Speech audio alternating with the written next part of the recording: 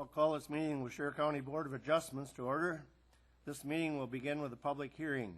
Anyone other than the applicant or representative wishing to speak must register and submit the registration slip to the zoning administrator at this time. Following the public hearing, the board will conduct its monthly meeting, at which time we will vote on the applications. You may stay for the meeting and hear how the applications are decided, or you may leave following the hearing. The applicant and the town board will be sent a copy of tonight's decision. Any other person wishing to receive a copy of a decision can sign the sheet on the table in the front of the room here. Those wishing immediate knowledge of the outcome of these proceedings may call the county zoning office tomorrow morning. The procedure we will follow for hearing each application is, after the application is read, the applicant, their agent, or representative will have the opportunity to present their application, followed by any questions or comments from the board. Then all correspondence will be read. Then others in favor will have a chance to speak, and when objecting will then have a chance to speak. I will then ask for a summary of the board's field observations and any staff comments. Finally, the applicant will be allowed a chance for a brief rebuttal if they wish. Anyone wishing to speak should use the microphone, state their name, and direct their comments to the board. I will ask that all testimony be kept brief, no more than 5 minutes, and to the point. If you are testifying as a nearby landowner, please tell us where your property is located relative to the subject property. Tonight's hearing will be recorded, and the recordings will become part of the record. Comments that are based on hearsay or secondhand information, as well as slanderous or prejudicial remarks, will be ruled out of order. The board has looked at all the properties, and the record will reflect these observations. Any person affected by an administrative decision from this board has 30 days from the filing of tonight's decision to make an appeal. Such appeals shall be heard by the Waushara County Circuit Court. Information is available from the Clerk of Court's office and qualified legal counsel. The county assumes no liability and makes no warranty as legality of any construction commenced prior to the expiration of this 30-day period. Now I'll introduce the rest of the board. To my left are Kevin Fitzgerald, John Benz, George Wilson. My name is Roger Wagner. Amy Bone is sitting in as our secretary tonight, and Terry Dopp-Huckstadt is at my right. First variance to be considered tonight, Michael and Julia Maggers, Fond du Lac, Wisconsin, made an application for a variance to section 58-542, paragraph C, paragraph 2 and 4, and 58-823, paragraph C and 2 of Waushara County Zoning Code to construct an approximate 30 by 44 two-story single-family dwelling on a crawl space, existing single-family dwelling to be raised, coming to within 28 feet of the ordinary high water mark of Morris Lake on the north, 35-foot average setback required, and to within 11 feet of a private road on the south, Emerald Lane, on a non-conforming lot, non-conforming due to lot width and square footage in the RS-20 single-family residential zone within the shoreline area. Location Lot 15, Block D of the Lutheran Retreat Association subdivision, being part of the southwest one quarter, the southeast one quarter, Section 16, Town of Mount Morris, Emerald Lake, Lake Morris, and connecting canal, and 3772 Emerald Lane. Is the applicant present?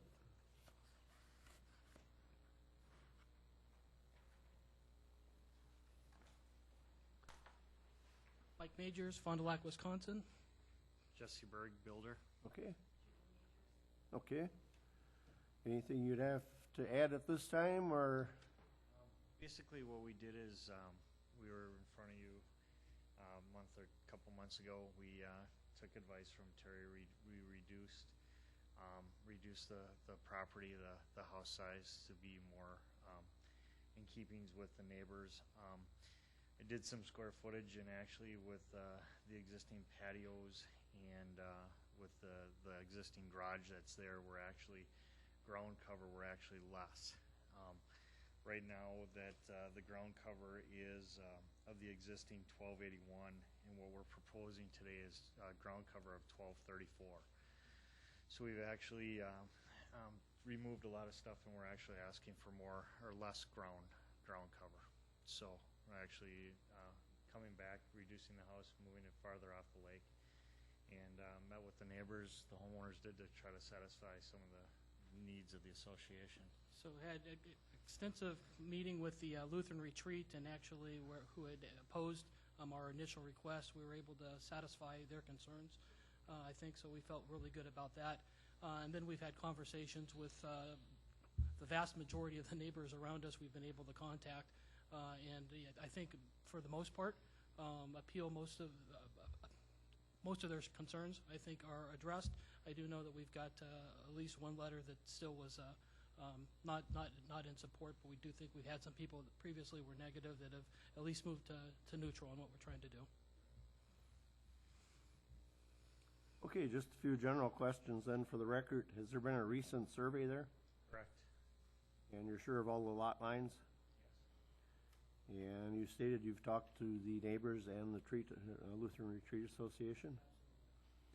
What type of foundation will you be placing the home on? It'll be probably a crawl space. You sure that the water table will not be a problem for construction, or? We will address it when it gets there, but obviously there's some things that we don't know yet, but it won't be a problem, no. How far above existing grade will the first floor elevation be? We're gonna match existing grade, so we're gonna maintain the same height that's on the existing property. We don't wanna change any grades. What about the finished height? We'll be below our 35-foot setback, or 35-foot height restriction. We'll be below that, so. How will you deal with stormwater runoff and potential erosion from the home?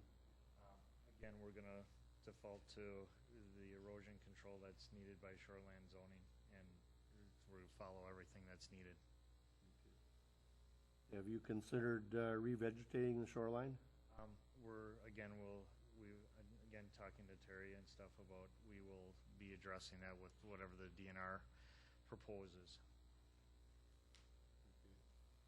And you're sure this construction will not interfere with a platted road or the holding tank? No. Now with the new plan that we're proposing, we're actually moving it farther away from the existing holding tank. Actually, the house that is there now is actually closer. So we're actually, when we reduce, we're actually pulling it away actually farther from the existing holding tank. Enough room for parking? Yes. Okay. Any other improvements planned at this time? Not No. at this time. And actual square footage of living space, you said was gonna be 1234? Yes, that's correct. No, that's impervious surface. The living space is somewhere around 1,800. Yes, I'm sorry, that's the first one, sorry. And that does not include any patios or porches or anything? The 1,800, it's kind of hard because the first floor, there is a screen porch and there is a front porch that is included in that square footage. So, but there is no exterior patios at this time. Nor will there be.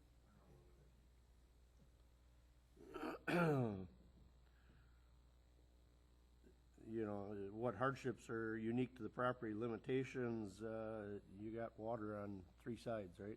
Yes. Yes. And are you familiar with what permits you're gonna need out there? Yes. Okay. You're gonna be able to safely remove the old home and, Yes, we have plenty of clearance on all sides to remove it. It's not tight to any neighbors, so I have no problem. We should be fine removing it. okay. Last time we talked about that shed that was located on your property, near the road right away. Is that gonna be gone, or? Yeah, that's a part of the Okay. Again, if an approval were granted, are you gonna look at winter We, tear down, or? yeah, we talked about it on the way up, that when the moving truck comes to remove the stuff, yeah. We will be moving forward as soon as Yep. possible. And I guess I would have one question. If you get rid of the shed, are you going to have enough storage space? Is that little storage area, and, you know, you Part of the design in don't the house plan is- on a garage or anything else? This Design is in the it. house is some storage areas where a lawnmower and just a few chairs. We don't have much that we need to do there. Just want to make sure. Any other committee questions? I have a question, is it a screen room, or is it a 3-season or 4-season sunroom? Screen and porch. Just screen. And I have a question on what is a bunk room? Basically, we do them a lot now is, it's putting, beds, bunk beds in a room, so just more for, for guests. Yes, it is. That's all been approved by, or the paperwork has been turned in. Yeah. Nieces and nephews. Okay, any other further questions? Thank you. Any correspondence? Yes, we have several letters. The first one I'm going to read is from the DNR. It was an email I received. It's addressed to me, Terry. I am writing to provide comments regarding the Majors property variance request that is to be heard before the Waushara County Board of Adjustments, and the Holcomb property rezone request that is to be heard before the Waushara County Planning and Zoning Committee on Thursday, December 15th. Thank you for your time and assistance in discussing these requests and providing me with application materials. I am providing these comments in place of making an appearance in person. Please have them delivered to and/or read before the BOA and Planning and Zoning Committee. Regarding the Majors request, it says the department continues to believe unnecessary hardship has not been demonstrated for this proposal, and thus believes the request should be denied. If the Board of Adjustment should find the request can be approved, the department recommends that at least the following 2 conditions accompany any approval. Number 1, install and maintain vegetative shoreline buffers according to NRCS Standard 643A and Wisconsin Biological Technical Note Number 1 as much as possible, as found in Section 58-903, Parents N, Parents 5 of the Waushara County Zoning Code, along 70% of the canal side and 70% of the Lake Morris side of the property, to a depth that is 50% of the distance between the ordinary high water mark and the principal structure. Support for this is found in Section 58-903, Parents N, Parents 3, and 58-903, Parents N, Parents 3A. And number 2, install rain gardens or some other device to incorporate stormwater from the significantly enlarged structure. And then it says, thank you for the opportunity to provide comments regarding the Majors property variance request and Holcomb property rezone request. Please contact me if you have any questions regarding this email. That's signed Michael Wenholtz, Department of Natural Resources.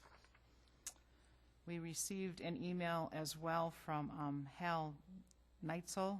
He's the chairman of the Lutheran Retreat Association on December 9th. And again, it's addressed to me. This is to address the new variance request submitted by Mike and Julie Majors and the hearing scheduled for December 15th. It does say 2010, but I'm pretty sure he means that it's 2011. I didn't notice that till now. The Board of Directors of the Lutheran Retreat Association met with Mike and Julie to discuss their cottage plans and review the revised cottage plan and location. The current concerns we had relative to shoreline setbacks and the proximity of the cottage to the retreat's road right-of-way have been answered to our satisfaction. The new design allows adequate room for snow removal and parking. The size, design, and placement of the proposed structure will better fit the lot dimensions and will minimize the impact on the retreat and surrounding properties. We, as the Board of the Lutheran Retreat Association, have no objection to the variance requested for the revised cottage plan. And that, again, that was signed by Hal Neitzel, chairman. Then on December 7th, we received a letter from Donna Jungenberg, and she says, I have no objection to their permit. They are terrific neighbors. That was it on that one. And then on December 13th, we received a letter from Mr. and Mrs. Norbert Stammer, Stahmer, to whom it may concern. Was surprised and not too pleased to receive notice of the Majors requesting again a variance of their Mount Morris Lutheran Retreat Association property. We asked for a denial of their last request, which was granted and pleased us and others. Again, we are asking and hope their request is again denied for same reasons expressed before. These people knew what they were getting before their purchase and were happy to get it. They were not given something that did not meet their needs. The building that is on that lot is already larger than it should be, so why give permission to go bigger? If there were to be a second story on what is already there, we would have a different thought. Why open up a Pandora's box, which is what you would be doing? Plus, the area will be losing its identity. Thank you for giving us your time and concern. And again, that was Mr. and Mrs. Norbert Stammer. And they're from Endeavor, but I think I looked them up, and they're 3 doors to the east. 3 houses to the east on Emerald Lane. And that's all the correspondence we have. No one registered to speak in favor or to object. Staff comments? Just a minute. For the record, the board has previously been furnished with a copy of the site plan and all the other pertinent data for this application that they're considering. They also visited the property. They did not revisit this one, however, because they were out there 2 months ago and remembered quite well what they saw, so they did not revisit it again. I'd like to explain a little bit about variances again. I know you've heard this before, but other people here maybe don't quite understand it. Variances ask for a relaxation of a dimensional standard in the code. The decision to grant a variance must be backed by substantive reasons, which include an unnecessary hardship is being caused by the code requirement. There are unique limitations on the property that prevent the landowner from meeting the required dimensional standards. And if the variance is granted, no harm will be done to the public interest or the zoning code. It is entirely the applicant's responsibility to present their case and provide that burden of proof as to why the variance should be granted. Their personal situation or financial situation or nearby violations cannot be considered as valid reasons to grant a variance. When the board visited the property previously, they noted that the existing dwelling and shed are both nonconforming structures, and that the vegetation along the shoreline appears to be both sparse and relatively non-native. As far as my comments go, I think the applicant's done a very good job of coming up with a home that has storage space that fits on the lot and is pretty comparable to other new housing in the neighborhood. Compared to the last application, the overall footprint is smaller, and they've definitely made better use of the space that they were afforded with a second story. The judgment of the board comes into play here. You know, it's always hard to know when you reach that point on the scale. You know, I mean, you know that a 720 square foot house is going to be approved, and you're pretty darn sure a 3,000 square foot house isn't, because it's not going to fit. But where do you slide on that scale till you tip the point, you know, between approval and denial? And we're certainly much closer to approval, and that's something that the board has to decide.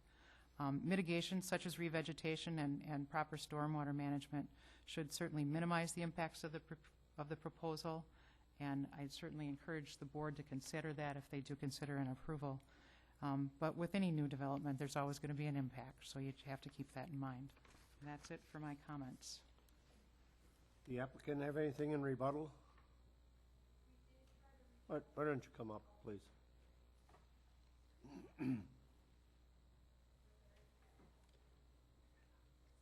Regarding the Stammers, I personally reached out 9 times, and they are elderly, and they don't have an answering machine. So I do have those times documented, but I was not able to physically get a hold of them. Like the other neighbors, we were actually able to talk and converse. So that's it. Thank you. That closes the public hearing for the Board of Adjustments. We will adjourn to the room directly behind us. The majors are welcome to come in for our business meeting.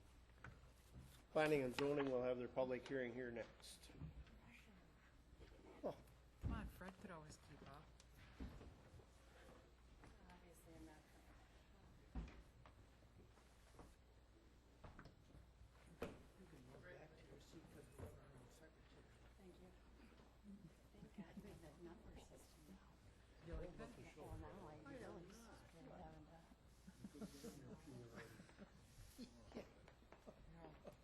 The only danger in having Amy take notes is she's going to have all kinds of ideas on how to change the minutes.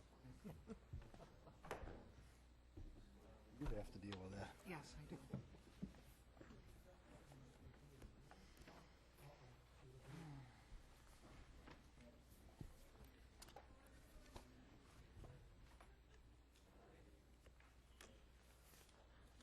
I will call this meeting of the Waushara County Planning and Zoning Committee to order. This meeting will be conducted in the same manner as the applications heard by the Board of Adjustments. Please remember to keep your comments brief and relative to the matter at hand.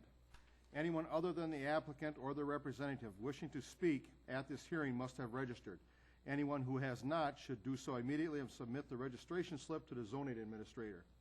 The committee has looked at all the properties and recorded will reflect their observations.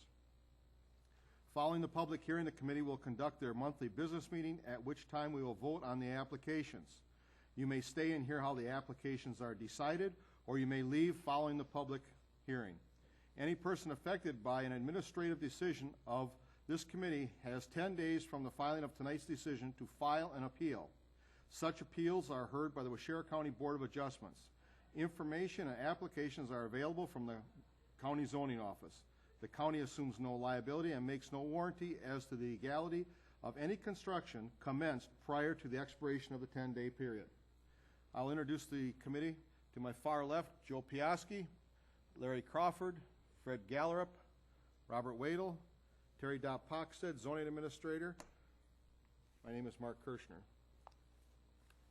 First application that we will hear tonight, Jason Faught, Oshkosh, Wisconsin, has made application for a conditional use in accordance with sections 58-236, paragraph 18, and 58-454, paragraph 31 of the Waushara County Zoning Code to store a 1977 Mallard 30-foot travel trailer in an AG General Agricultural Zone. Location, an approximately 10-acre parcel of land being the south quarter of the southwest quarter of the southwest quarter, section 12, town 18 north, range 8 east, town of Coloma. Fire number N1708, 6th Avenue. Is the applicant present? Would you come forward, please?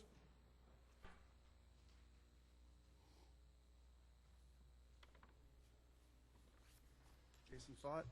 Janine Fott. Is there anything you can tell us, Jason, or anything you'd want to? Want to have somewhere where we can stay and use our property for hunting or snowmobiling or any of that. Any questions? Yeah, I have a few questions. Is the trailer currently licensed and roadworthy? It is not licensed right now. If not, can you ensure that it will remain licensed and roadworthy during the time that we will be using it at the site? You're saying I need to? Tell us that it will be licensed. Yes. And roadworthy? Is the trailer at least 100 feet from all lot lines? Yes. Has there been a recent survey, do you know, where the corners, everything is? I bought that in 2003 and it was surveyed. You sure of all lot lines, you know where they are? Yes. Will you have any running water? We have a separate well and septic. There's a bathroom located in the garage.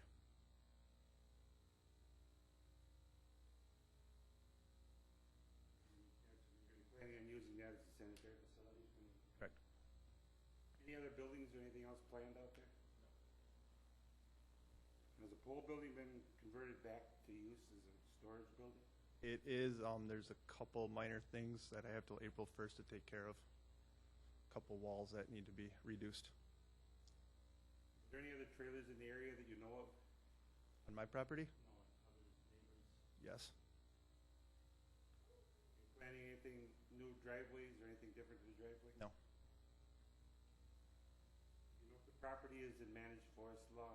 This side of the property is not. You do have a property address number, fire number there now? Yes. And the trailer was parked in there, we didn't go in because the gate was locked, so. The trailer is in there. What year did you say you bought that, Jason? 2003. Any other committee questions?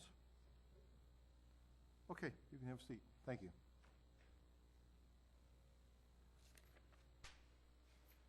Correspondence? We have one letter from the town of Coloma, addressed to the Waushara County Planning Adjustment Committee. regarding Jason Fott. The Town of Coloma has no objections to Jason Fott's conditional use request to store a 1977 Mallard 30-foot travel trailer in the general agricultural zone located at N 1708 6th Avenue, Town of Coloma. And that's signed sincerely Mark Kirschner, Town of Coloma Chairman. That's all the correspondence we have, and no one registered to speak, either in favor or in opposition. Staff comments? For the record, the committee has previously been furnished with a copy of the site plan and all the other pertinent data for this and the other applications they're going to be hearing tonight.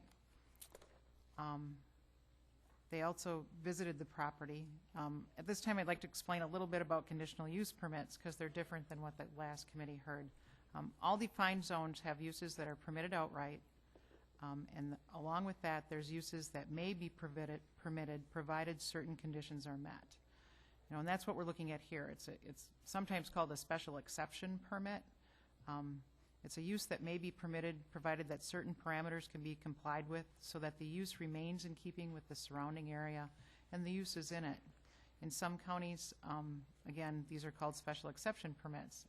It's the landowner's responsibility to provide the information that shows the committee this use is still in keeping with the zone and area it is proposed for, and that conditions placed on it will ensure that it will continue to be a good neighbor to the surrounding property owners.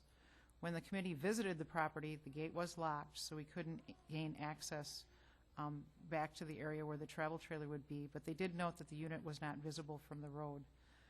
The landowner will use the existing bathroom and septic on the property. Our staff has concurred that the pool building is currently being converted back to use for storage only. And we knew at that time that the township had no concerns about the placement of the trailer. So that's it. Okay. Anything else you'd like to add, Jason? Okay, thank you. Next application, Eric Swister, Red Granite, Wisconsin, has made an application for a conditional use in accordance with sections 58-454, paragraph 36 of the Waushara County Zoning Code to place a 28 by 50 used one-story single-family dwelling on a basement in the AG General Agricultural Zone. Location, an approximate 19.75 acre parcel of land known as Lot 2 of Certified Survey Map 5285, being part of the southwest quarter of the fractional southwest quarter, Section 18, Town 19 North, Range 12 East, Town of Leon. Fire number W4842 Black Hawk Avenue. Applicant present? Would you come forward, please? Eric, can you tell us a few things? What? I had it perk tested, or the soil tested, all passed. I think you guys got copies of that. And I think you guys all have pictures. Yep. It shows that it was redone not too long before it got moved.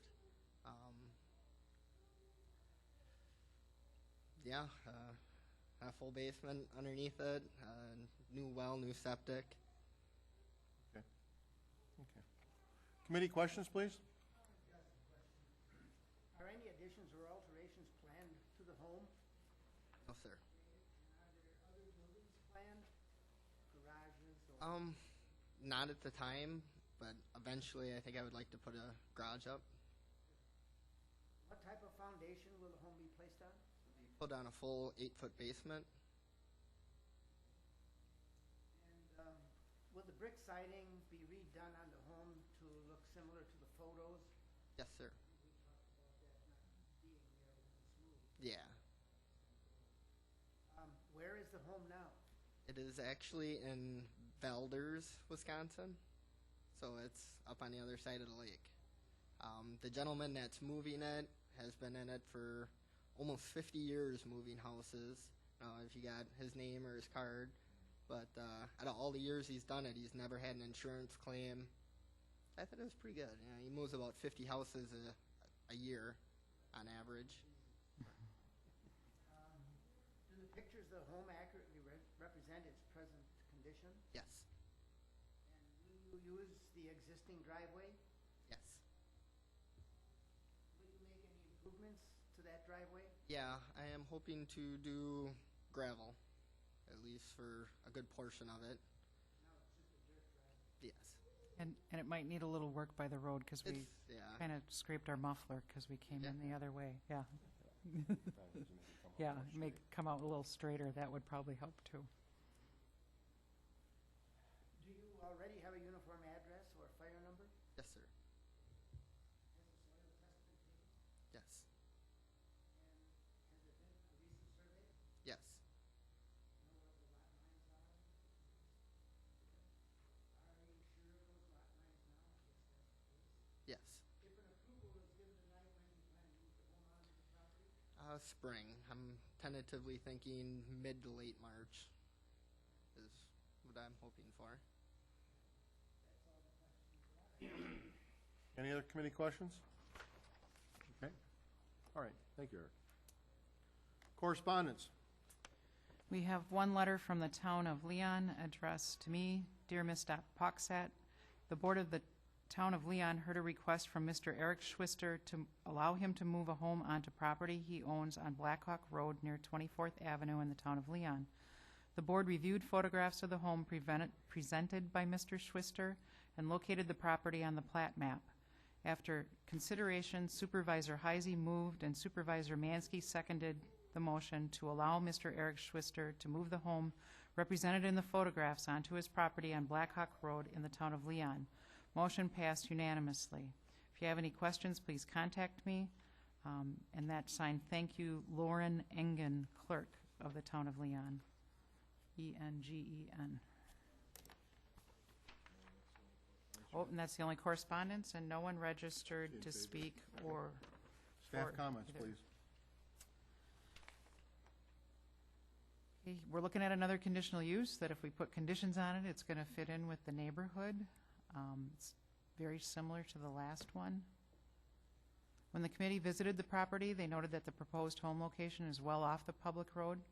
The driveway may need to be improved at the entrance just a little bit, and the pictures of the home show that it is in really good repair at this time. And that's it. Okay, is there anything, Eric, that you'd like to add or anything?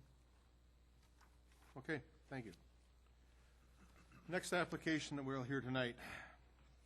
Silver Lake Sanitary District, Campbell Tree and Land Company Incorporated landowner, Wautoma, Wisconsin, has made application for a conditional use in accordance with sections 58-454, paragraph 30 of the Waushara County Zoning Code to expand an existing wastewater treatment facility with the development of 6 seepage ponds ranging in size from 1.8 to 2.8 acres to return effluent treated wastewater to the groundwater, currently discharged into the White River, in the AG General Agricultural Zone. Location, an approximate combined 34.7 acres of land, being part of the north half of the Northwest Quarter, Section 18, Town 18 North, Range 11 East, Town of Marion, adjacent to fire number N1702, 19th Avenue. Applicant present? Would you come forward, please?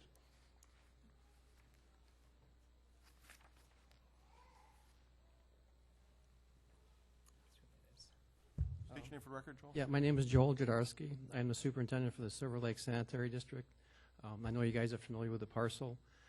The purpose of purchasing this land is for to avoid the future phosphorus regulations that are very expensive, and it will save the public millions of dollars. Our engineer had thought that it would save us $4 million in construction costs and about $150,000 a year in operational costs. The plant, if built with seepage cells, would totally eliminate every chemical we have at the treatment plant, and it would be totally green. I think some of the concerns of the neighbors are protection of the groundwater, and believe me, the DNR is very strict on that, and we would have groundwater monitoring wells, and the permits that I'm familiar with, you test about every 3 months, and you send in the results. And I don't know if you guys know this, but the city of Wautoma, prior to 1995, when they hooked up to us, we're discharging to a seepage cell over by the Rod and Gun Club. So this is not a new technology, and a lot of plants are going to have to look at some of this stuff to avoid discharging to surface water, which then puts you into these very expensive categories for new limits that are proposed. So that's our reason for looking at the land, is to save the taxpayer millions of dollars, not only in construction costs, but in operational costs over the years. And we're very fortunate to have land in the area that can seep, and we had an engineer that was very knowledgeable in groundwater and soils, and we got a whole inch book here on analysis of everything you can imagine. So we already spent the money on that, and that land will work for us in the future if we do this. So The committee has some questions they want to ask you. Okay. Committee questions, please? Yeah, so the proposed ponds are a scientifically accepted method that is employed to finish processing of municipal wastewater and thus discharge virtually clean water to the environment. Is that correct? right, that's an approved method, and before we would get this done, an engineer would have to submit plans to the DNR, and they have to approve everything. What we're interested in today is just a conditional use permit so that the Silver Lake Sanitary Board can decide to purchase the land. And so we got a long ways from construction, but believe me, there's a lot of regulations that the DNR imposes on everybody, and there will not be any type of a problem with the groundwater. And this is the water that has been treated. It's very clear and clean, and it doesn't smell. And right now it goes into the White River. So that was certainly restricted away. Where will the spoil from the proposed ponds be Well, what happened is there's some low land by the plant, and then it goes up to a hill, and there are cubic yards of cut and fill that he's already projected that will have to be done. So a lot of that hill will have to come down into the lower areas for those lower ponds to work. There was a minimum footage between the bottom of the cells and the groundwater, and it's either 3 feet or 5 feet. I can't remember what it was, but in order to do that, some of that hill has to be brought down. So those things are looked at. Are you aware of all the regulations and permits you will need prior to expanding your operation and constructing these ponds? No. We will hire an engineer to do all that for us. That's way beyond our capabilities, believe me. Do you anticipate any increase in employees and traffic because of expansion? No, absolutely not. If we don't do this and we would go to a traditional method, there would be many, many more buildings built, and probably more labor and more sludge produced, more toxic chemicals put in the water. So this is a wonderful solution for the environment and everything else. Any increase in noise or odor or dust? No. These are on this property where the ponds will be. There's no motors, there's no noise. We'll create another lift station at the plant and pump it up to the high point, and it'll flow by gravity into these ponds or cells. So no noise, no odor. It will be fenced to protect wildlife and things because there will be water in them at times. What kind of maintenance will need to be done to the ponds over the long run? Occasionally, as I understand it, you'll take like a disc or something and kind of scrape the surface because there are some residual solids even in the effluent water. So over time, you'll have to kind of scrape the surface. We intend on planting grasses or hay of some kind in the ponds, and they'll be harvested in the summertime as part of the program. So you will actually grow things and harvest them off of them. Are there possible effects on neighboring properties such as building restrictions and additional setback requirements that you are aware of? Well, I went through this with Terry, and the DNR wants us to have a 500-foot setback from the edge of the cells to property, houses, a house that can be lived in. The closest one now is Jory Rosine's house, and with his permission, I walked on his land, and I measured 536 feet. So we just made that one, but and there's apparently no way to enforce this. Terry, and zoning and stuff, you said you can't do anything. I've got letters from Mark Stanek, my DNR engineer, that explain that even though it's a DNR ordinance, they can't enforce it either. So the best they said to us was, try to look and talk to your neighbors and see if something's going on, that they know what we may be doing someday. Because this is a long-term, down-the-road project. I anticipate we wouldn't do anything probably before 10 years from now. The DNR is slowly phasing these regulations, and I would think it'd be 2 complete permit cycles, which would be about 10 years before we would be required to get down to those levels. Are you aware that there are mapped wetlands on this property, and are there any additional regulations pertaining to building these ponds close to them? Well, the regulations I'm aware of would be groundwater and how that would affect them. The actual pond itself won't be touched. Would be building around them and higher up in elevation than where that pond is. Thank you, that's all I have. Joel, if I understand this correctly, these ponds will not have any water in them, am I correct? Or they will have some? The idea of this is on the highest spot, there's not really going to be 6 cells, it's going to be 5. One of the highest spot is going to be a dosing cell. It will be lined so it cannot leak, Kind of like with bentonite or something like that? or plastic liners of Okay, some yeah, kind. yeah. And we will fill it up. Let's say we'll have a schedule, holds 3 million gallons. When it's almost full, we'll let it go into the cells, and you want the water to spread over the cell and go down evenly. And that's how it'd be running. So that one dosing cell would be full One cell, occasionally. Yeah, okay. That's- And here's pictures of. Sure.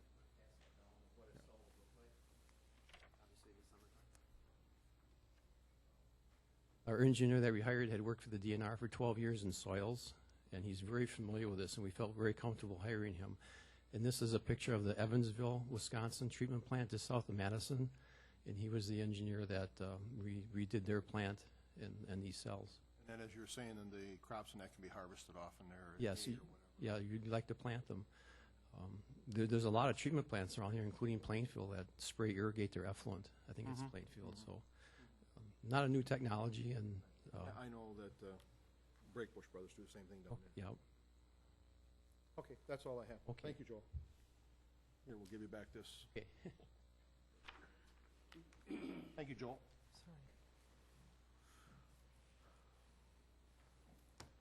Correspondence? We have no correspondence. Anyone in favor or register in favor? We of have a opposite? couple people registered, 1 in favor and 1 for information. Watson Woodruff? Would you want to speak or anything, or no?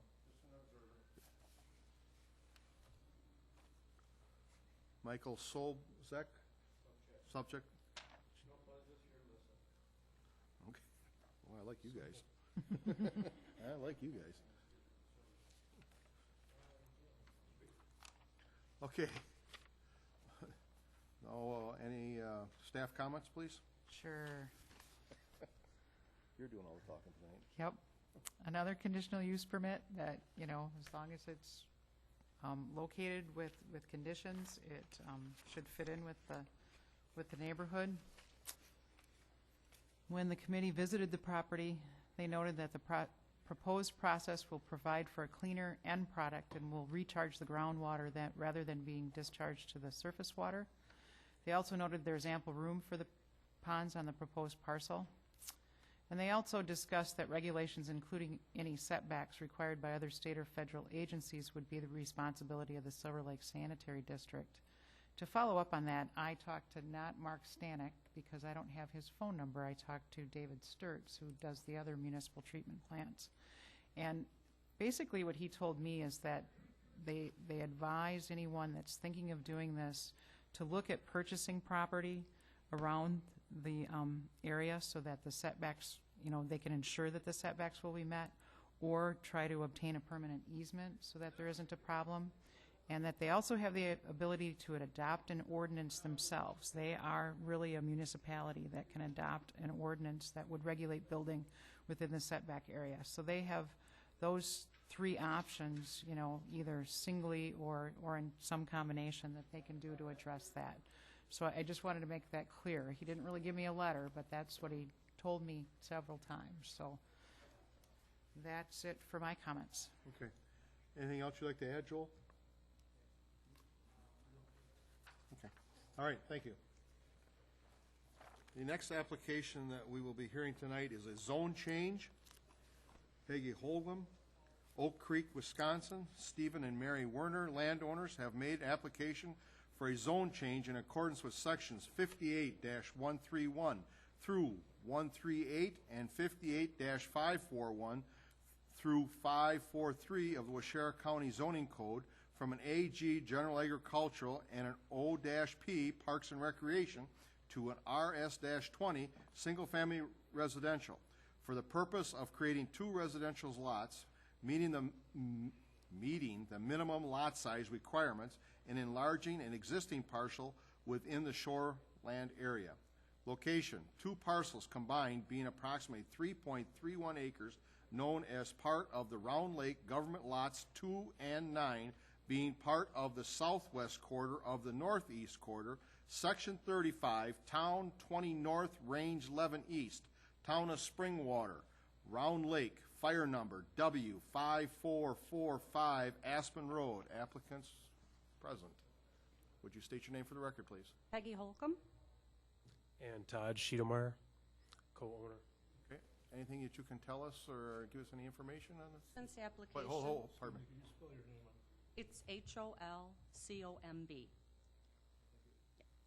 I was just going to note since. I think it's his name we don't know how to spell. That was a difficult one, right? No problem. SCHIEDEMEYER. Todd,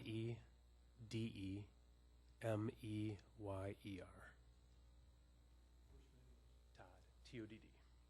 Thanks. Okay, thank you. Go Okay, ahead, I ma'am. was just going to say, since the application, we did close on the property and we're co-owners of the property now. Anything you can tell us about what you want to do, or? What we actually looked at is the property has plenty of room for 3 lots to be evenly divided on that lot. I think, do we have a copy of the submission of the tests that we had done on there to make sure that all 3 lots were within building? The soil test, you mean? Soil test, yes, thank you. And on that same layout, we kind of showed the proposed lots and how they would actually be subdivided.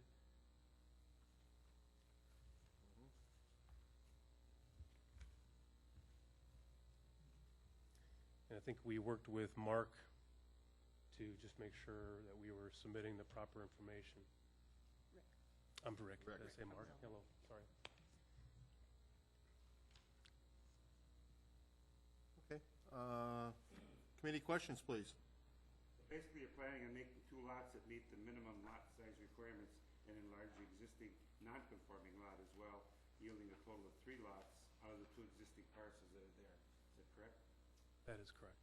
You plan on installing driveways for each proposed lot? That is the plan right now. They all look feasible to have their own driveways. Plenty of room back there. Will all the driveways meet the required spacings? Yes, they would. Are you aware of the uniform property address and driveway spacing requirements? Yes, we are. Are there other lots of similar size in the area? There is actually a recent Girl Scout camp that was actually subdivided for Sunny Shores a few years back. That actually had 1 lot that was on the 99-foot side of the lake frontage there. I think we're asking for a 98 versus the 99. Or again, we could be flexible, make them all 99.5 or something like that. That's the one that already doesn't meet the lake frontage requirement, so you're right. expanding that one, so we could meet it with the 2 new lots. We can meet the size requirements, and that one we're going to make less non-conforming, if that makes sense to you. Make it more desirable. Right. Yeah, I think right now the frontage on that one's very small. Is it 85 right now. 85 and On we're the legal non-conforming. Yeah. Correct. But if you look, it's pie-shaped, and as you go up, it gets narrow and narrow. You want to enlarge it so it's more desirable. Yep, and all of them have like 150 feet on the road then, it looks like. Correct. You're confident that with the adequate room to build the structures, install all the amenities that on the proposed lots? Yes, yeah. Soil is very, very good out there. Have you reviewed the proposal with the township? Actually, I spoke to Everett Eckstein to make sure there were no issues as far as being able to split, rezone, build, and as far as he knew, he said there was nothing that would prevent it that he could see. He spoke to the other board members.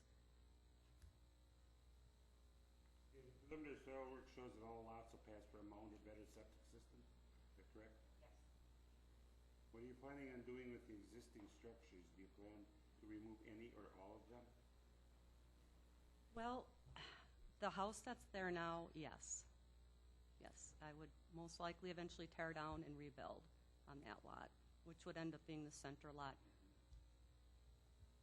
What about the one that's, the closest to the lake? That one would stay.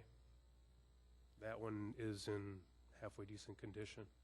It's the middle one that's The larger home, I don't is think. not livable. Yeah, for what it would be valued, there wouldn't be enough money there to make it inhabitable, let's say. Would you be opposed if there was a condition to remove all the structures? You know, would you not proceed with the development? Remove all the structures? Let's see. Or at least the two homes? Actually, I thought one of them we thought was actually halfway decent. And I thought, Yeah, that's, Rick thought the one was actually one that we'd tear down, the middle one, the main one, but that the guest house was still salvageable. mhm. Yeah, there really was- You'll find out more reasons why when I get to the correspondence, but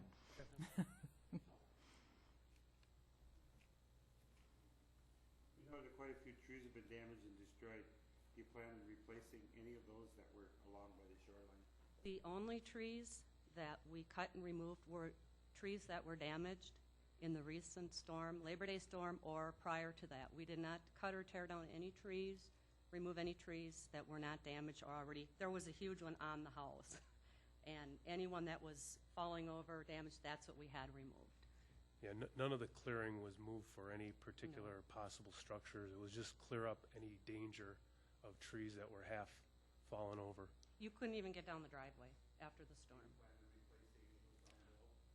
You know, I think there was one that was on the shoreline that was uprooted pretty bad. Yeah. So we could definitely put a nice small tree Sure. in there. Absolutely.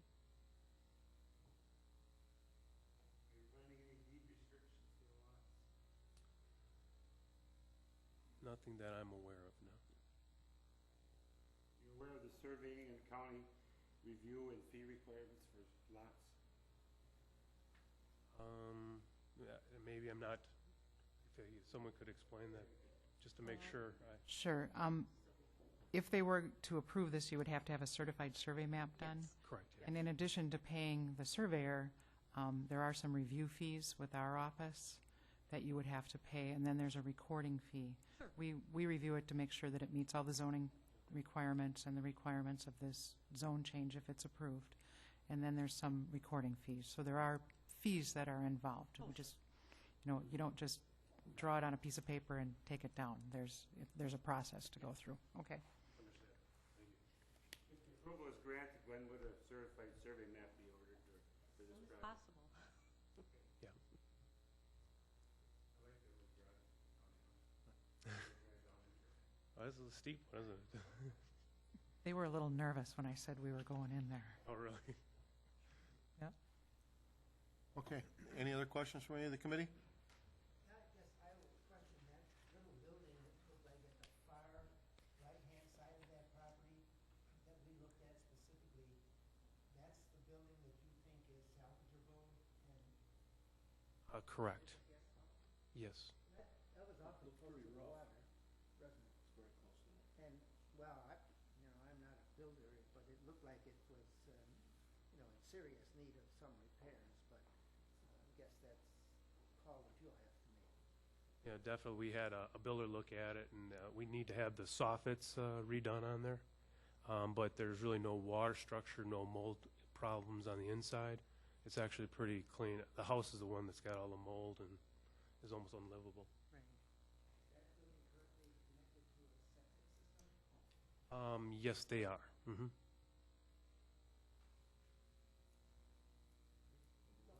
Anything else?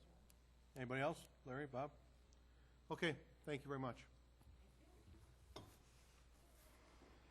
Correspondence, please. We have one letter from the DNR.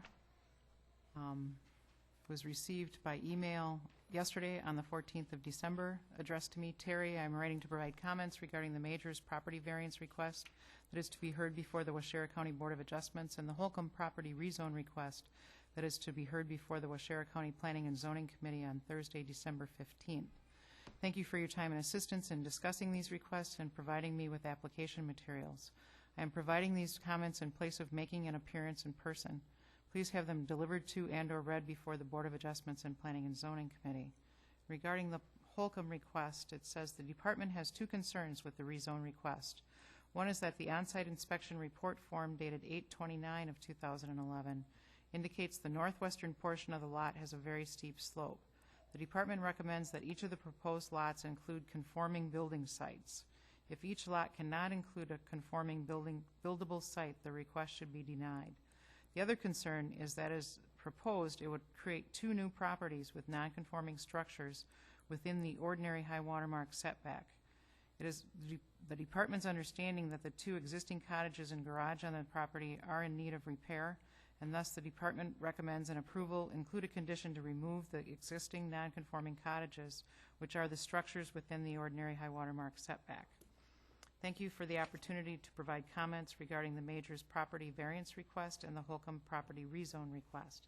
Please contact me if you have any questions regarding this email, and that's signed Michael Wenholtz, Department of Natural Resources.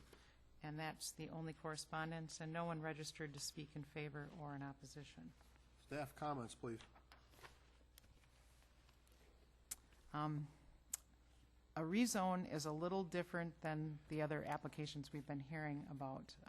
The zone change results in a permanent change to the property that governs the allowable uses on the property. In this case, we're asking to go from an agricultural zoning district, which I don't know why there's still some left on lakes out there, but there are, to a residential zoning district to allow residential lot development in this area.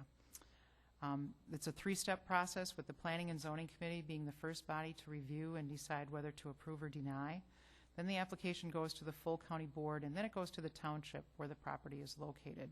There must be an approval at all three stages of that process. We do know, oh, that's not right. Yep, but the town of Springwater's planning plan does recognize this area as a residential area, so that is something we always have to make sure that when we rezone something that we have that we are in compliance with their town land use plan, and I did check that, and it is designated to be residential. When the committee visited the property, they noted that the existing buildings are rather close to the lake, and all are old and are certainly in various states of disrepair.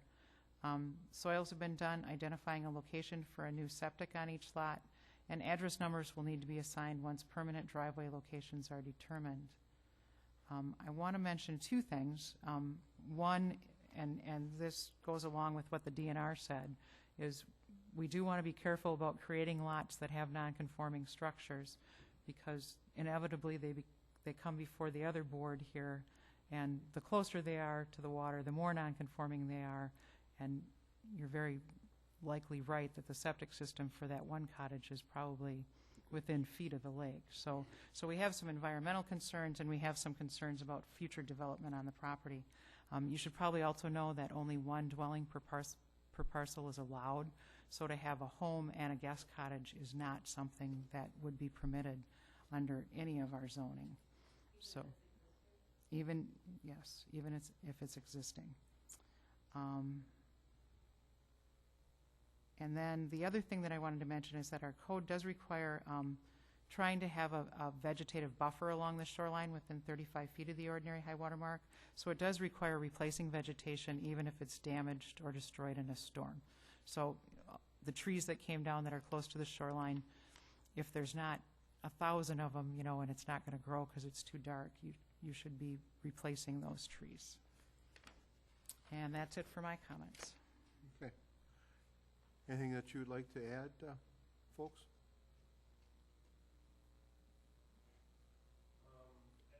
Oh, pardon me. I need you to come up here to the...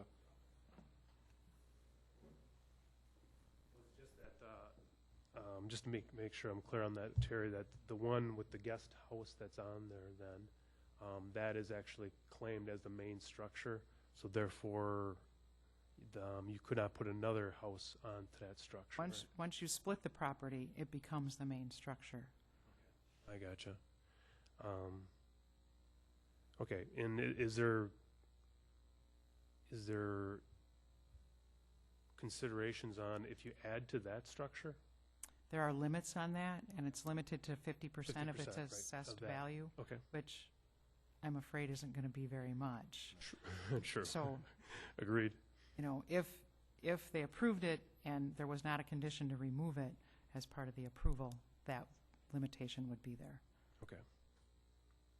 And I just wanted to clarify, the first concern the DNR said was it was creating two non-conforming lots or issues? It's creating 2 lots with non-conforming structures, because even the main house does not meet the water setback. Gotcha. Okay. It's further than the other one, but it still doesn't meet the water setback. Okay? All right, thank you.